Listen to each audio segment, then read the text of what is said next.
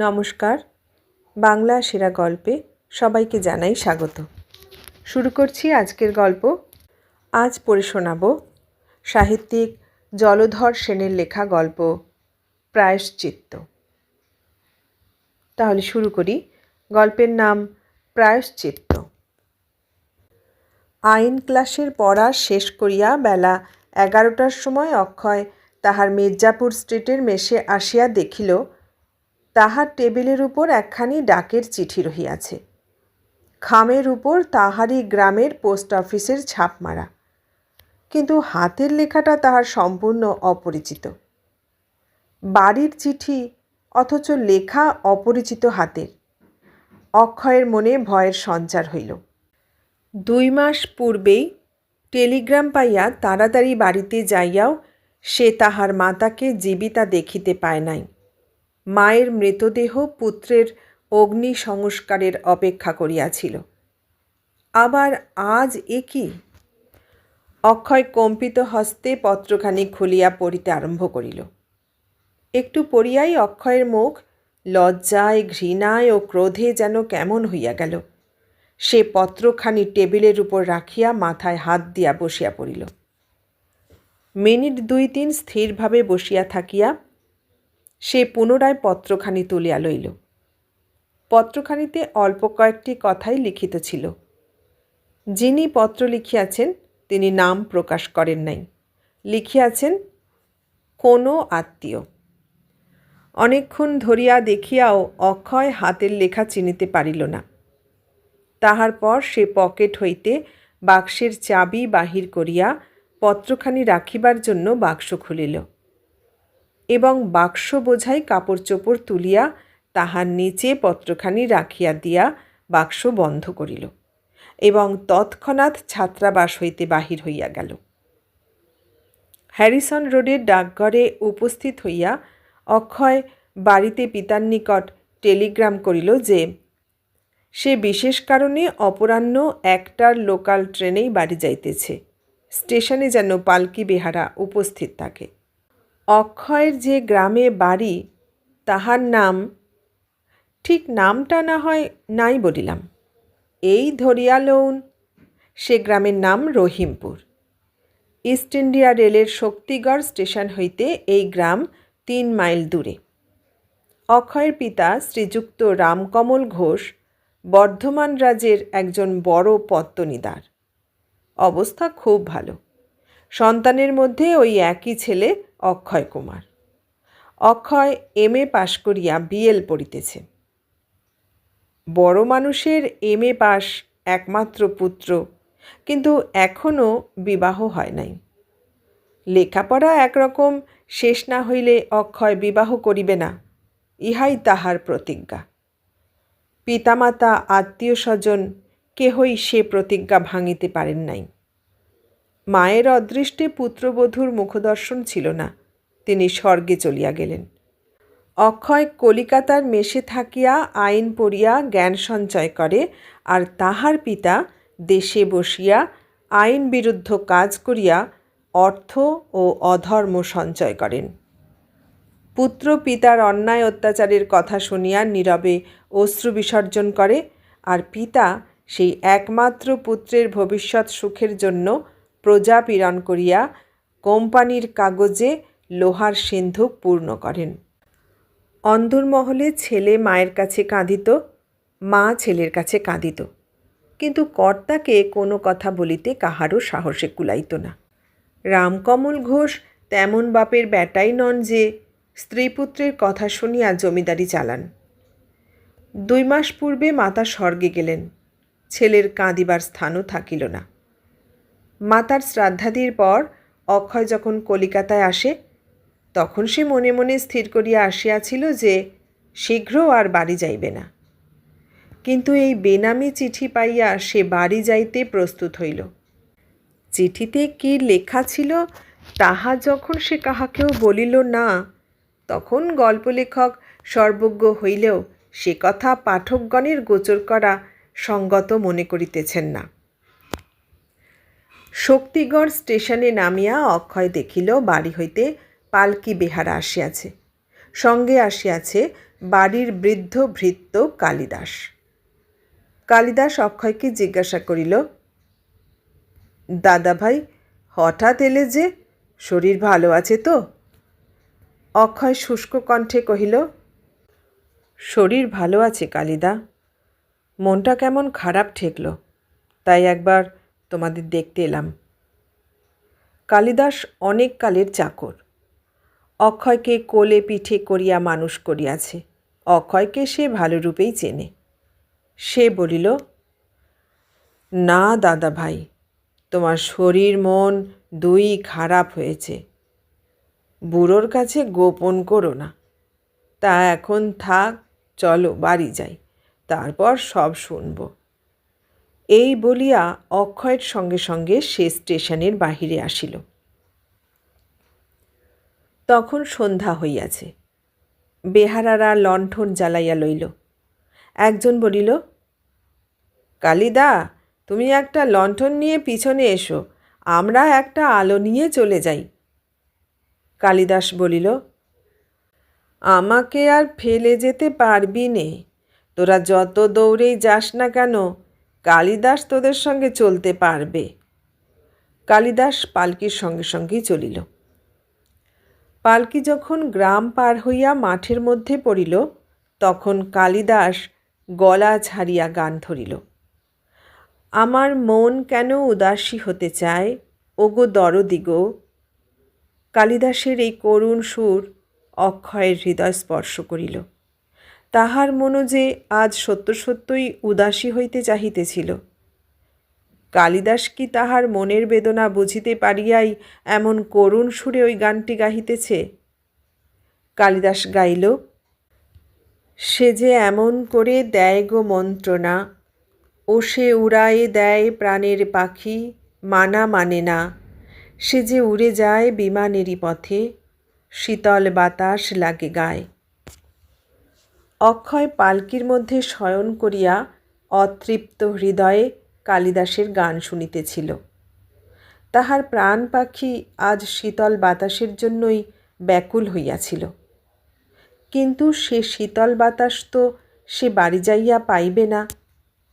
আজ তো আর তার স্নেহময়ী জননী তাহার পথের দিকে চাহিয়া বসিয়া নাই। আজ যে সে নরকের অগ্নিতে দগ্ধ হইবার জন্য বাড়ি যাইতেছে। কালিদাস গান শেষ করিয়া নীরব হইতেই একজন বেহারা বলিল, ও কালিদা, আর একটা ভালো গান ধরো না। কালিদাস বলিল, আর গান টান ভালো লাগে না ভাই। এই বলিয়াই সে গান ধরিল, রবে না দিন চিরদিন, সুদিন কুদিন, একদিন দিনের সন্ধ্যা হবে। এত কাল করে খেলা, গেছে বেলা, এই সন্ধ্যাবেলা আর কি হবে। জগতের কারণ যিনি, দয়ার খনি, তিনিই মশায় ভরসা ভাবে। অন্ধকার রাত্রি, মাঠ নির্জন, তাহার পর কালিদাসের মধুর কণ্ঠস্বর। অক্ষয় আর পালকির মধ্যে থাকিতে পারিল না।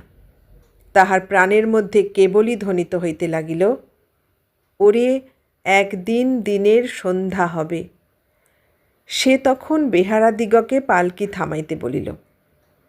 বাহকেরা পালকি নামাইলে সে বাহির হইয়া বলিল, তোরা পালকি নিয়ে চল, আমি কালিদার সঙ্গে একটু হাঁটি।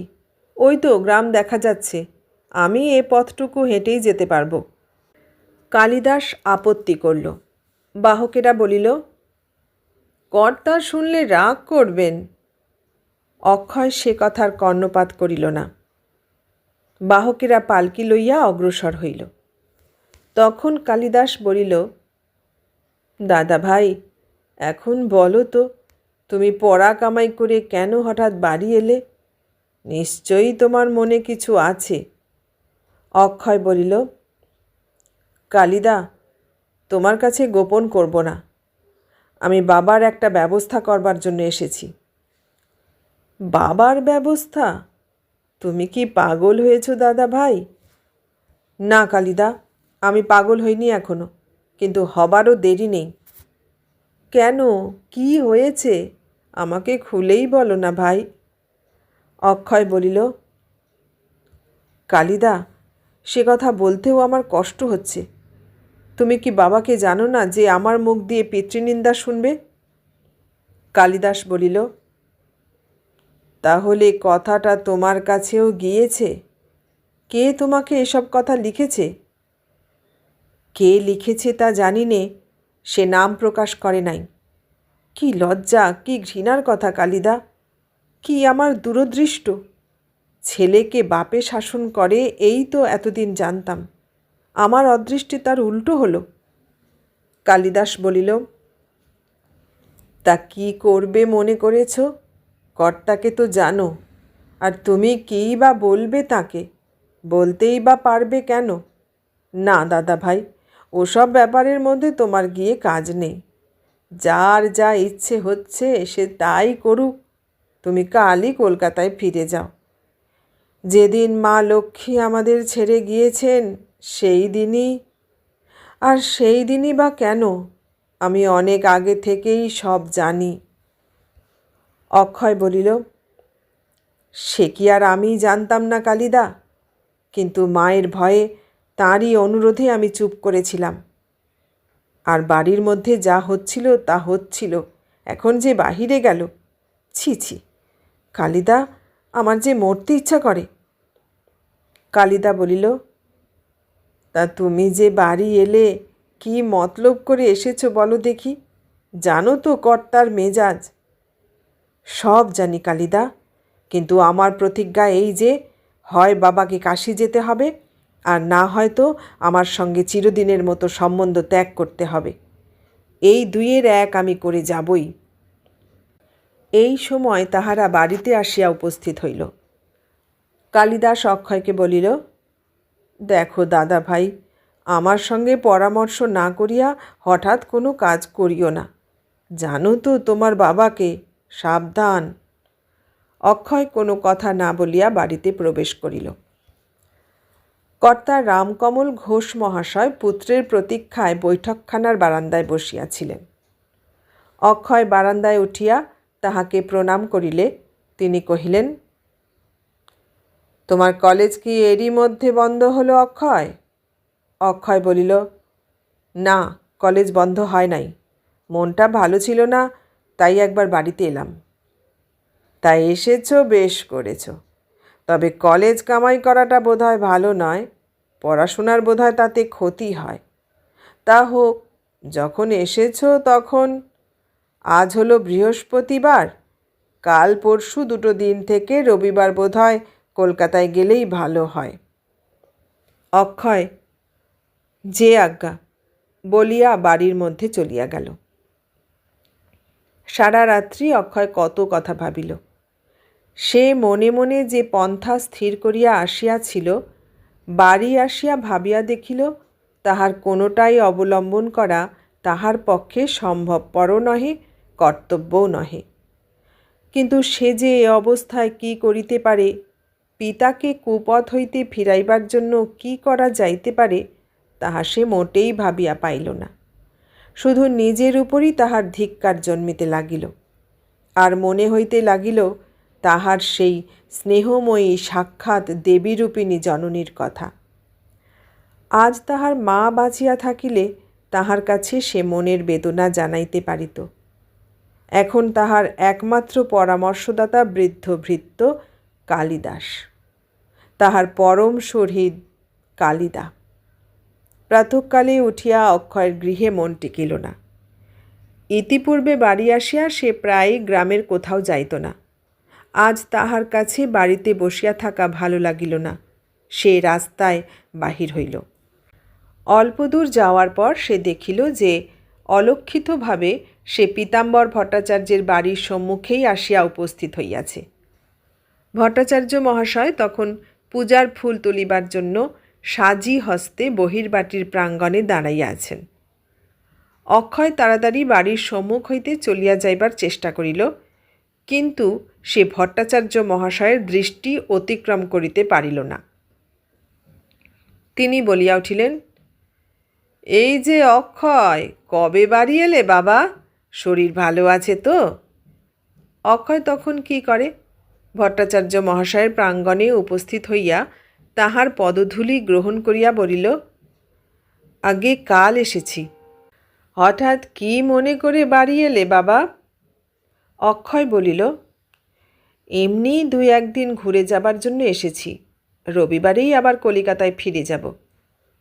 ভট্টাচার্য মহাশয় একটু চুপ করিয়া থাকিয়া একটা দীর্ঘ নিঃশ্বাস ফেলিয়া বলিলেন, বাবা অক্ষয়, তোমার সঙ্গে। কথাটা অর্ধপথেই বন্ধ হইল। ভট্টাচার্য মহাশয় অতি কাতর নয়নে অক্ষয়ের মুখের দিকে চাহিলেন। সে চাহনিতে বিষাদ মাখা, সে চাহনি যেন একটু সহানুভূতি লাভের আকাঙ্ক্ষায় পূর্ণ। ভট্টাচার্য মহাশয়কে এমন করিয়া কথাটা অসমাপ্ত রাখিতে দেখিয়া অক্ষয়ও কাতর হইল। বুঝিতে পারিল ভট্টাচার্য মহাশয় কেন অমন করিয়া তাহার দিকে চাহিলেন, কেন দীর্ঘ নিঃশ্বাস ত্যাগ করিলেন। রামকমল ঘোষের ছেলের সঙ্গে যে তাহার কি দরকার তাহাও অক্ষয়ের বুঝিতে বাকি রহিল না। তাহার মনে হইল, কেন সে মূর্খের মতো তাড়াতাড়ি বাড়ি আসিয়াছিল, কেন সে প্রাতঃভ্রমণে বাহির হইয়া এ পথে আসিয়াছিল। অক্ষয় চুপ করিয়া রহিল। সে কি বলিবে? তাহার কি কিছু বলিবার মুখ আছে? একটু চুপ করিয়া থাকিয়া ভট্টাচার্য মহাশয় বলিলেন, তুমি এখন কোথায় যাচ্ছ অক্ষয়? অক্ষয় বলিল, বিশেষ কোথাও নয়, এই একটু বেড়াতে বেরিয়েছি। তুমি রবিবারে কলকাতায় যাবে বলছিলে না? আজ্ঞা, রবিবারেই যাব মনে করেছি।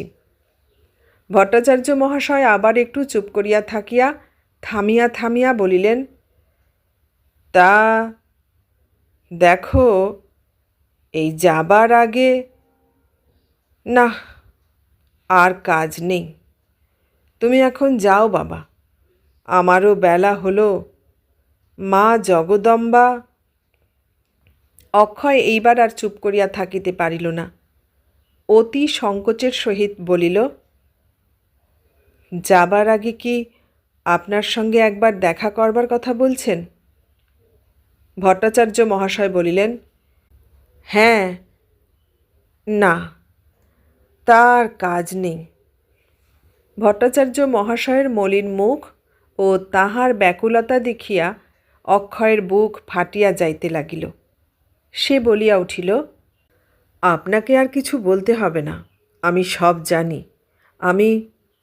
ভট্টাচার্য মহাশয় অক্ষয়ের কথায় বাধা দিয়া তাহার হাত চাপিয়া ধরিয়া বাবা বলিয়া কাঁদিয়া ফেলিলেন। আর একটি কথাও তাহার মুখ দিয়া বাহির হইল না।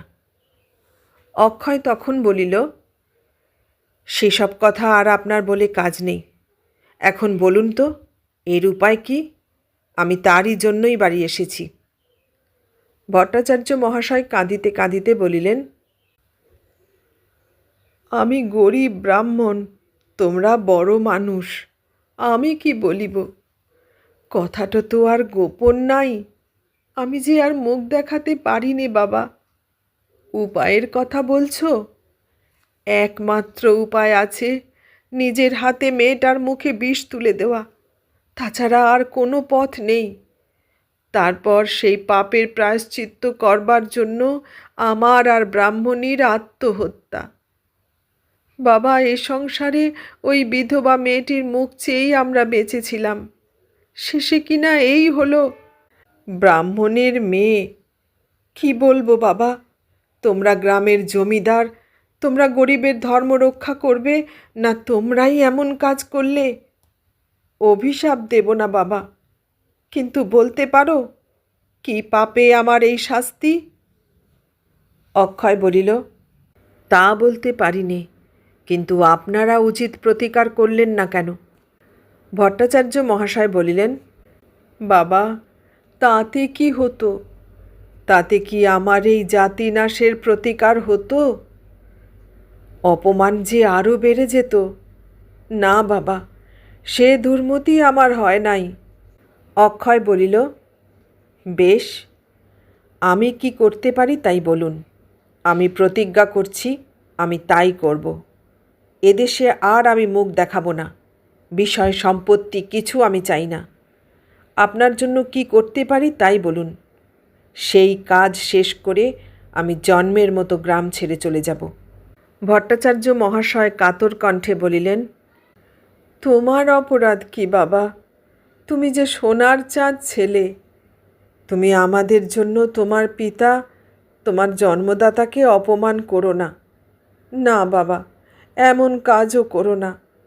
জানো তো, আমাদের শাস্ত্রে আছে, পিতা ধর্ম পিতা স্বর্গ। ঠাকুরমশাই, আমার ধর্ম নাই, আমি স্বর্গও চাই না। সে দ্বার আমার কাছে বন্ধ হয়ে গিয়েছে। এমন পিতার পুত্র কিছুরই অধিকারী নয়। তাহলে তুমি কি করতে চাও? সেই কথাই তো আপনাকে জিজ্ঞাসা করছি। আমি কি বলবো বাবা? অক্ষয় একটু চুপ করিয়া থাকিয়া বলিল, দেখুন, আমি এক কথা বলি, আপনি সপরিবার কাশী চলে যান। যা খরচ লাগে আমি আজই আপনাকে দিয়ে যাচ্ছি। তারপর সেখানে আপনাদের যা ব্যয় হবে সে সব আমি দেব। বাবা অক্ষয়, মনে কিছু করো না। আমার কন্যাকে যে ধর্মপথভ্রষ্ট করেছে তারই অর্থে আমি কাশীবাস করব? সে আমি পারব না বাবা, সে কিছুতেই না। অক্ষয় বলিল, তার অর্থ নয় ঠাকুরমশাই, আমার স্বপার্জিত টাকা আছে, আমার পরীক্ষার জলপানির টাকা, তাই আমি আপনাকে দিতে চাচ্ছি। তবে আমি তার পুত্র, এই বলে যদি আপনি আমার সাহায্য নিতে না চান তাহলে তো আর কোনো উপায় দেখি না। কিন্তু আপনার পায়ে ধরে বলছি, আমার এই অনুরোধ রক্ষা করুন। পাপের সামান্য প্রায়শ্চিত্ত, অতি সামান্য প্রায়শ্চিত্ত আমাকে করতে দিন। এই বলিয়া অক্ষয় ভট্টাচার্য মহাশয়ের পা জড়াইয়া ধরিল। অক্ষয় ও ভট্টাচার্য মহাশয় যখন কথাবার্তা বলিতেছিলেন তখন অন্দরে যাইবার দ্বারের পার্শ্বে দাঁড়াইয়া আর একজন তাহাদের কথা শুনিতেছিল। সে আর কেহই নহে, ভট্টাচার্য মহাশয়ের বিধবা কন্যা তারা। তারা যে ঘরে ছিল তাহার পশ্চাতে বহির্বাটির অঙ্গনে দাঁড়াইয়া এই সকল কথা হইতেছিল। তারা প্রথমে দুই চারিটি কথা অল্প শুনিতে পাইয়াছিল, তাহার পরই সে উঠিয়া আসিয়া দ্বারের পার্শ্বে দাঁড়াইয়াছিল। অক্ষয় যখন ভট্টাচার্য মহাশয়ের পা জড়াইয়া ধরিল তখন তারা উন্মাদিনীর মতো বাহির হইয়া আসিয়া চিৎকার করিয়া বলিল, না না বাবা, না না, আমার পাপের প্রায়শ্চিত্ত আমিই করছি। তাহার পরই সে মূর্ছিতা হইয়া ভূমিতে পড়িয়া গেল। ভট্টাচার্য মহাশয় তাড়াতাড়ি যাইয়া কন্যাকে কোলে লইয়া বসিলেন। দেখিলেন তাহার সংজ্ঞা নাই। অক্ষয় দৌড়িয়া বাড়ির মধ্যে যাইয়া জল লইয়া আসিল এবং তারার মুখে জলের ছিটা দিতে লাগিল। কিন্তু সকলই বৃথা। তারার ঘৃণিত অভিশপ্ত প্রাণ বাহির হইয়া গিয়াছে। ভট্টাচার্য মহাশয় তারার মুখের দিকে চাহিয়া অবিচলিত স্বরে বলিলেন, জীবনদানে এ পাপের প্রায়শ্চিত্ত নেই। তারার অকস্মাৎ দেহত্যাগে অক্ষয় স্তম্ভিত হইয়া গেল। সে এক দৃষ্টিতে তারার দিকে চাহিয়া রহিল। ভট্টাচার্য মহাশয় অক্ষয়কে এইভাবে দাঁড়াইয়া থাকিতে দেখিয়া বলিলেন, বাবা অক্ষয়, আর কি দাঁড়িয়ে দেখছ? এখন বাড়ি যাও। অক্ষয় কাতর স্বরে বলিল, এ জীবনে আর নয়। সে কি কথা অক্ষয়, তুমি বাড়ি যাবে না কেন? অক্ষয় বলিল, আমার পাপেরও তো প্রায়শ্চিত্ত নেই। ভট্টাচার্য মহাশয় বলিলেন, তোমার পাপ? তুমি তো কোনো অপরাধই করো নাই বাবা। অক্ষয় তীব্র কঠোর স্বরে বলিল, অপরাধ করি নাই? আপনি কি বলছেন ঠাকুর? আমি মহা অপরাধী। আমার অপরাধ, আমি রামকমল ঘোষের পুত্র। এ অপরাধেরও প্রায়শ্চিত্ত নেই। এই বলিয়াই অক্ষয় উন্মাদের মতো দ্রুত বেগে বাহির হইয়া গেল। তাহার পরে অক্ষয় যে কোথায় গেল কেহই এতকালের মধ্যে সে সন্ধান দিতে পারিল না। এতক্ষণ শুনলেন সাহিত্যিক জলধর সেনের লেখা গল্প প্রায়শ্চিত্ত। কেমন লাগলো গল্পটা? ভালো লাগলে লাইক, কমেন্ট, শেয়ার করবেন। আর নতুন বন্ধু হলে সাবস্ক্রাইব করার অনুরোধ রইল। সবাইকে অনেক ধন্যবাদ জানিয়ে আজ এখানেই শেষ করলাম।